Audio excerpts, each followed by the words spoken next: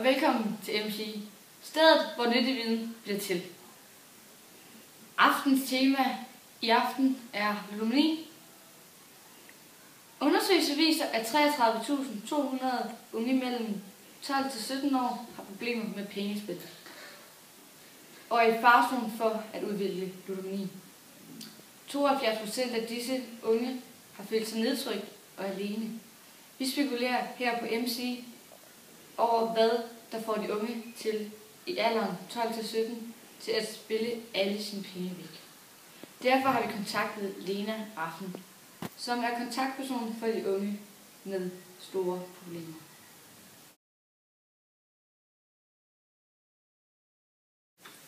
Lena, kan du høre mig? Ja, kan jeg. Super, Lena. Kan du fortælle mig, hvad det får de unge i alderen 12 til 17 år til at spille sine penge væk? Den typiske årsag til, at unge spiller deres penge væk, er fordi, at de hjemmefra har følt sig nedtrykt eller følt sig overset. Eller det kan også være, at de har mistet en, der er nær. De har mistet kæresten, som egentlig er slået op. Eller bare andre grunde, der går ind nedtrykt. Men de kan også gøre det lyst. Den typiske årsag er dog, at de er nedtrykte. Okay. Hvad er tegnet på ludomani? Tegnene kan være, at personen lige pludselig opfører sig anderledes, ser mere træt ud, har humørsvingninger og har tankerne et andet sted. Personer vil prale med at spille, hvis de har vundet noget, mens andre vil holde det skjult. De har tit økonomiske kriser, da de tit vinder mindre, end de taber.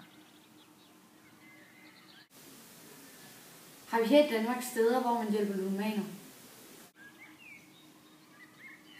Ja, vi har her i Danmark steder, hvor man hjælper ludomaner.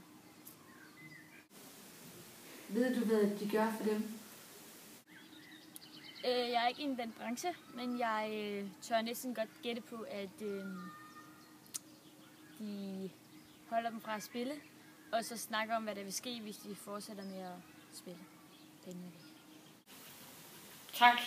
Det var det, vi ville svare på. Vi har fået Maj-Britt Sørensen på besøg her i studiet, som er chefer for de førende casinoer i Danmark. Velkommen til, Maj-Britt. Mange tak. Vi vil lave et lille interview med dig. Ja. Det vil vi glæde os til. Tak. I de casinoer, hvor du er for det meste, er der mange stamkunder der? Vi har en del stamkunder, men selvfølgelig ikke tal på, hvor mange der er. Men der er en stor del af dem, der kommer, som bliver ved med at komme. Ja. Er der tit nogen, der vinder 1 million? Det sker sjældent, men på vores spillermaskiner vindes der præmier på imellem 2 til 3 millioner, og det er cirka 3 til 4 gange om året. Har I oplevet slagsmål? Ja. De casinoer? Det har vi, og ja, det sker. Tit? Ikke tit, men det sker. Hvad er grunden typisk til, at de begynder at slås? Det er fuldskab. Fuldskab? Ja. Har I ludomaner hos jer? Ja, vi har desværre nogle gæster, som spiller mere end vi får det gør. Så ja, det har vi. Hjælper I ludomaner hos jer? Ja, det gør vi. Hvis det er slemt, så spørger vi helt engang for dem, men ellers henviser vi dem til steder, hvor de hjælper ludomaner. Ja. Er det rige, eller er det kun fattige mennesker hos jer? Det er svært at bedømme. Det kan man jo ikke. Altså, hvad er rig og hvad er fattig, så det er sådan lidt. Men det er mest almindelige mennesker, som ligger lige penge. Hvad er gennemsnitsforbrug af kunder på en aften? Det er svært at sige. Der er mange, der har kun bruger 10-100 euro, og så er der andre, der bruger meget mere. Men omkring 500 til 800, vil jeg sige. Hvad er det mest attraktive spil eller spilmaskine? Det er rigtig forskelligt. Nogle steder er det vores roulette. Det er både det rigtige gammeldags roulette, og så er det mere moderne roulette, som foregår på en skærm.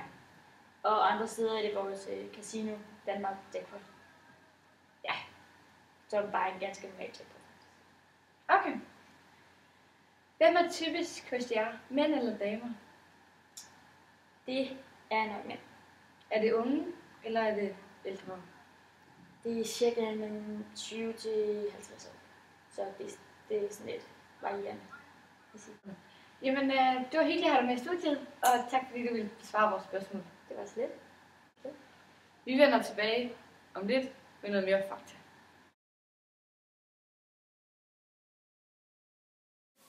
Så er vi nået til den sidste halvdel af MC for i aften.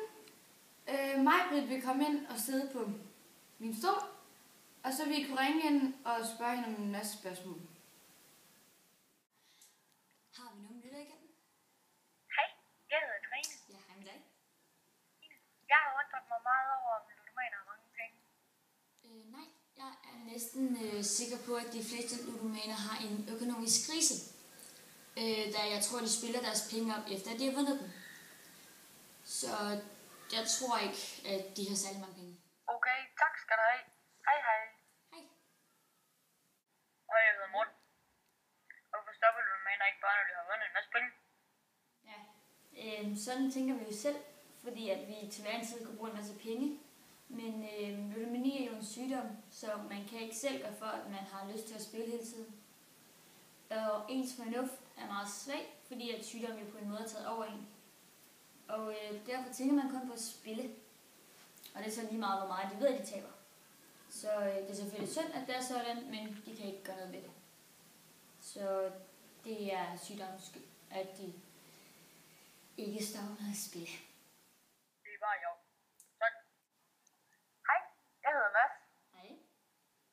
Hvad skal man gøre, hvis man ser en ludoman i en spillehal? Jeg vil sige, at man skulle gå hen og snakke med dem, der har casinoen, og sige, at man synes, at han spiller tit, men det er selvfølgelig svært at sige, om han er ludoman, eller om han ikke er.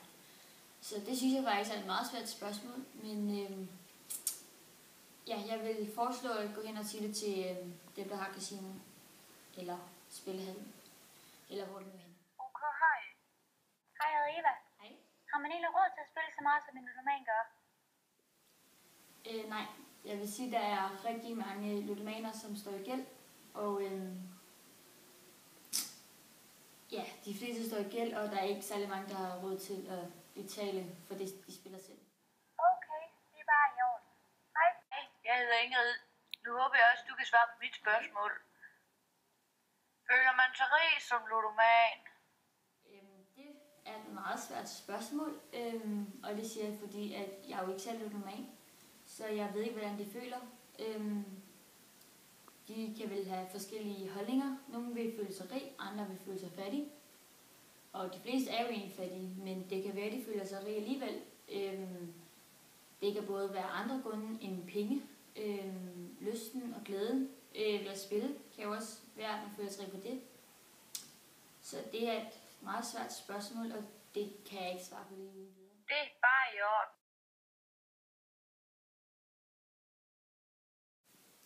Det var dagens sidste indslag. Jeg håber, det var spændende at høre på mig og de 2 andre piger. Jeg håber, I har lært noget. Det føler jeg i hvert fald, jeg har. Tusind tak, fordi I gad at se med og lytte med og ringe ind og hvad I ikke rigtig har gjort. Og vi vil selvfølgelig svare på de sms'er, der også er kommet ind senere. Og de chat, vi måske også har sendt på vores mail. Husk altid til MC, stedet hvor nyttig viden bliver til. Hej.